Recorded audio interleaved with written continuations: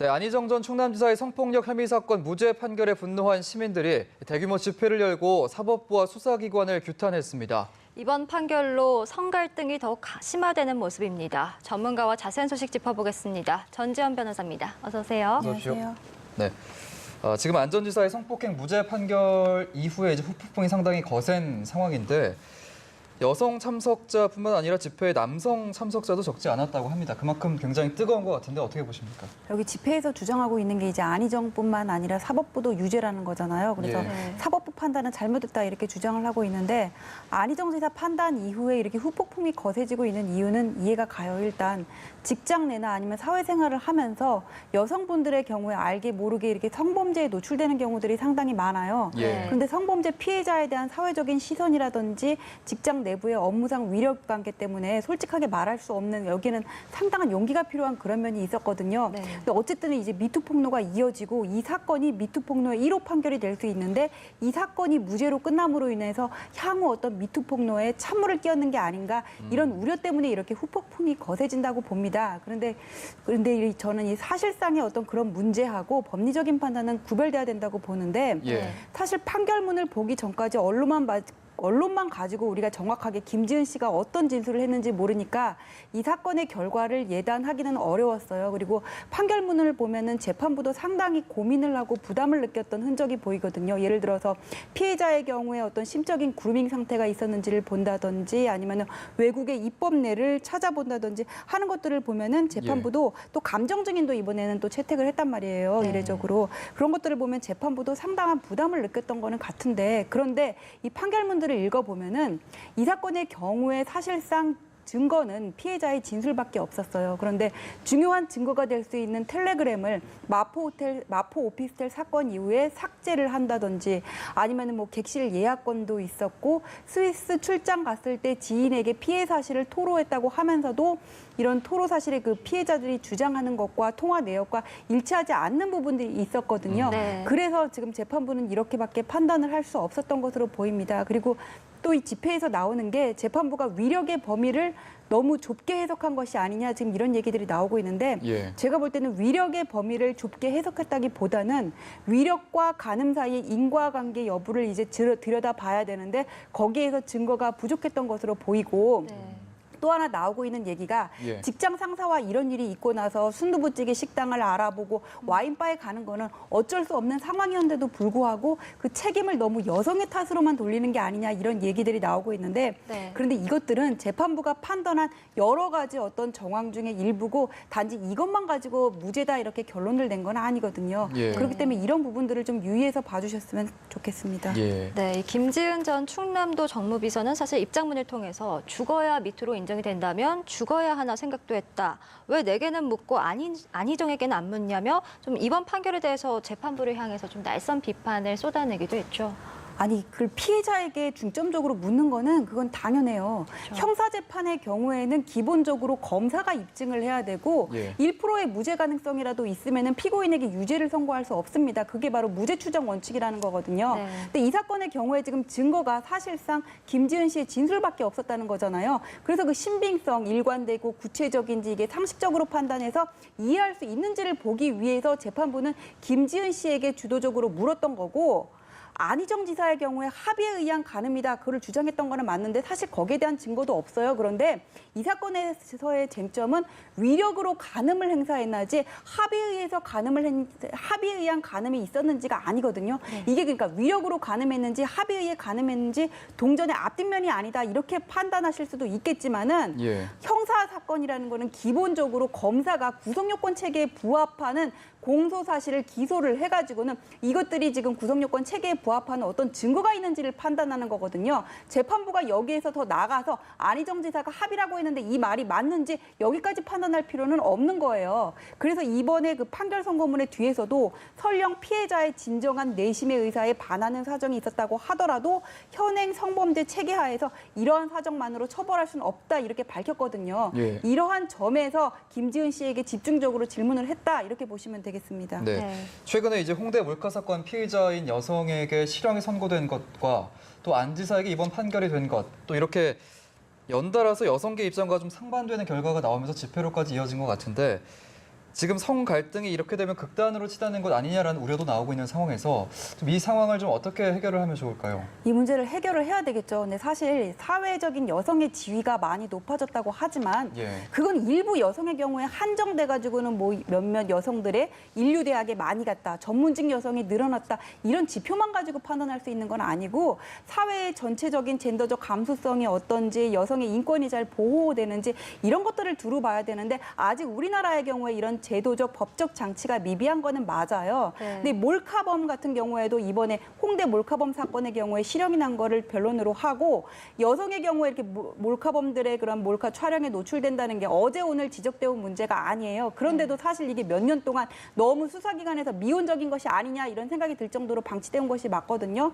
그러니까 뭐 지하철 같은 데서 이런 공공장소에서 함부로 몰카를 찍어댄 다음에 그걸 웹하드 같은 데 올려가지고는 광고 수익으로 돈을 버는데 이렇게 경찰 입장에서는 서버가 해외에 둬서 범인 검거가 어렵다 이러면서 사실 소극적으로 대응해온 게 맞아요. 그래서 이 문제는 예. 이 몰카범 같은 경우에도 수요자가 있으니까 지금 이런 범죄들이 계속 양산이 되는 거 아니겠습니까? 그럼 이 수요자에 대한 처벌은 어떻게 해야 될 것인지, 그다음에 몰카범, 그다음에 업체, 그다음에 음란물 장의사까지 연결되는 이 커넥션을 어떻게 근절할 것인지에 대한 적극적인 대책이 있어야 되고, 그다음에 이 위력에 의한 가늠 문제도 우리나라의 경우에 성인의 경우에는 폭행 협박에 따른 그런 강간이랑 업무상 위력에 의한 가늠이 아니면은 내 의사에 반해서 가늠을 당했다 그래도 처벌할 수 있는 규정이 없어요. 예. 근데 이번 사건에서도 본 것처럼 업무상 위력에 의한 가늠은 이게 상당히 입증이 어려운 면이 있단 말이에요. 그래서 그렇죠. 사실상 폭행 협박에 의해서 내가 피해를 당한 경우가 아니면 처벌할 수 없는 입법론적인 불비 문제가 있거든요. 그래서 이 문제를 어떻게 해결할 것인지 이 사건 이후에 여러 형법학자들이 이제 자기 의견들을 내놓고 있는데 이런 좀 중론들을 모아가지고는 국회에서도 한번 논의를 해보고 대책을 세워야 될 것으로 보입니다. 예. 네, 이번 사건과 관련해서 1심 재판부가 노민스노를 그리고 예스민스 예스루를 언급을 하면서 이른바 비동의 가늠죄에 대해서 우리 사회에서 이걸 도입해야 된다 이런 좀 의견이 나오고 있거든요. 구체적으로 이건 어떤 법안인가요? 이거 둘 다 우리나라 법에는 없어요. 근데 그렇죠. 노민스 룰이라는 거는 여성이 거부를 했는데도 성관계를 했으면 강간이라는 거고 예. 그다음에 예스민스 예스라는 건 이보다 한 발짝 더 나가요. 그래서 적극적인 정신이 명료한 상태에서 자발적인 적극적인 의사가 있었으면은 이 둘이 부부관계였는지 연인관계였는지 과거 행적을 불문하고 그냥 행위 당시를 기준으로 해서 적극적인 동의가 없음에도 성관계까지 났으면은 강간으로 처벌을 한다는 거거든요. 네. 예. 그러니까 우리나라 같은 경우에는 위력에 의한 가늠이라든지 뭐 어떤 폭행 협박에 의한 강간 같은 경우에는 가해자의 행동을 가지고 이거를 뭐 처벌할 수 있는지 없는지를 판단하는 것에 반해서 이거는 이제 피해자의 의사를 기준으로 동의를 했는지 안 했는지를 가지고 보는 거예요. 네. 근데 이 사건 같은 경우에 그러니까 예스민스 예스 같은 경우에는 2014년 9월에 이제 캘리포니아에서 도입이 된 이후에 점점 세계적으로 확산되는 추세이고 스페인에서도 2016년에 5명이 18살 여성을 이렇게 성폭행을 했는데 이게 예. 폭행이나 협박이 없었다고 해서 무죄로 판결이 나자 이제 여성단체에서 지금 우리나라에서 불고 있는 것처럼 이렇게 시위가 이어져서 스페인의 경우에도 그때 이제 예스민스 예스룰을 도입을 했었죠. 그렇군요. 지금 이 비동의 가늠죄를 두고 무고한 피해자를 양산한다라는 말도 있고 현행 기준이 너무 엄격하니까 가해자를 처벌하려면 법 개정이 필요하다라는 기준이 좀 맞서고 있는 상황인데 법제화 가능성은 얼마나 보세요? 그러니까 우리나라의 경우에 이런 입법론적인 불비 문제를 해결하기 위해서 예스민즈 예스나 노민즈 노를 고려해 볼 수는 있지만 반드시 이걸로 가야 된다 이렇게 말씀은 못 드리겠어요. 예를 예. 들어서 미국의 모 주 같은 경우에는 예스민즈 예스 룰이 도입이 돼 있거든요. 근데 어느 대학생이 이제 남학생으로부터 이렇게 주치한 상태에서 이렇게 성폭력을 당한 적이 있어요. 근데 이 여성은 평소에 예스민즈 예스 룰에 관한 교육을 받았으니까 당연히 경찰에 신고를 했겠죠. 근데 판결에서 이제 배심원들이 이 사건을 무죄라고 봤는데 그 이유가 뭐냐면은 이 남학생이 그랬어요. 뭐 여성이 어떤 성적으로 유혹할 수 있는 의상을 입고 자기에게 문자를 보냈다 이렇게 얘기를 했고 그다음에 그 CCTV를 배심원들이 보니까 결정적으로 이 여성이 눈을 뜨고 있고 끌려간 게 아니라 자발적으로 이렇게 자기 발로 알아서 들어갔다는 거예요. 방까지. 예. 그런 걸로 보면은 여성이 거부했다는 의사를 표시했다고 볼 수 없다. 그래서 무죄가 나온 거거든요. 그러니까 이 예스민즈 예스라는 게 사실 성관계가 있을 때 뭐 이거를 녹음을 하거나 서약서를 받거나 그런 게 아니면은 추정적 의사를 우리가 생각해 볼 수밖에 없거든요. 근데 이 추정적 의사라는 게 확실히 그렇게 드러나는 사정이 없으면 지금처럼 성관계 이후에 여성의 행동이 어땠는지 이런 것들을 가지고 판단할 수밖에 없거든요. 예. 그래서 반드시 이거를 도입한다고 해서 이 문제가 해결되는 것은 아니다. 그래서 일각에서는 우리가 이런 거를 따라서 외국처럼 도입을 할 게 아니라 지금 있는 형법 체계를 좀 더 완화해서 규정을 하자. 예를 들어서 업무상 위력에 의한 가늠 같은 경우에도 업무상 위력으로 가늠한 자는 이게 아니라 위력 상태에 있는, 그러니까 명령 복종 관계에 있는 상태에서 가늠한 자의 경우에는 처벌하는 것을 원칙으로 하되 다만 합의가 있는 경우에는 처벌하지 않는다. 예외 규정을 둠으로써 사실상 이렇게 입증 책임을 전환하는 거는 어떠냐. 여러 입법론적인 방법들이 지금 나오고 있거든요. 예. 그래서 이 룰을 그대로 도입할 것인지 아니면 구성 요건에 지금 있는 구성 요건을 어느 정도 이렇게 개정하는 선에서 그칠지는 좀 더 논의를 해봐야 된다고 생각합니다. 그렇군요. 네, 이 안전지사와 김지은 씨가 이제 항소심에서 다시 공방을 벌이게 될 것으로 보이는데 1심 재판처럼 위력 행사 그리고 성적 자기결정권 침해 여부 이런 것들이 이제 핵심 쟁점이 될 것으로 보입니다. 2심에서 혹시 판결이 뒤집힐 가능성은 있을까요? 지금 대부분의 법조인들은 사실 판결이 뒤집힐 가능성은 낮게 보고 있어요. 네. 그게 예. 왜냐하면은 이제 검찰에서는 항소심에서 이 김지은 씨의 진술의 신빙성을 확보하는 방안을 이제 감안을 해야 될 텐데, 근데 이미 1심 진술에서 나왔던 거를 보면은 뭐 하나 유력한 증거가 될 수 있는 상하원 사건 예를 들어 볼 때 그 네. 당시에 이렇게 민주원 씨는 방 안에 들어왔다고 하는데 김지은 씨는 방 앞에까지 가 있었다는 거는 인정을 하고 있잖아요. 네. 예. 그런데 어떻게 김지은 씨가 방 앞에까지 있었다는 거를 알고 민주원 씨가 방 안에 들어와서 남편을 내려다보고 뭐 지은하고 불렀고 이런 말을 다 이렇게 허위로 지어냈다는 게 사실 좀 납득이 안 가는 면은 있고요. 네. 그건 말고도 뭐 텔레그램을 삭제했다든지 아니면은 유력한 증거가 될 수 있는데 그 다음에 뭐 거부 의사를 소극적이나마 안지사가 요구를 해서 뭐 살짝 안았다든지 이런 것들이 이제 판결문에 나왔거든요.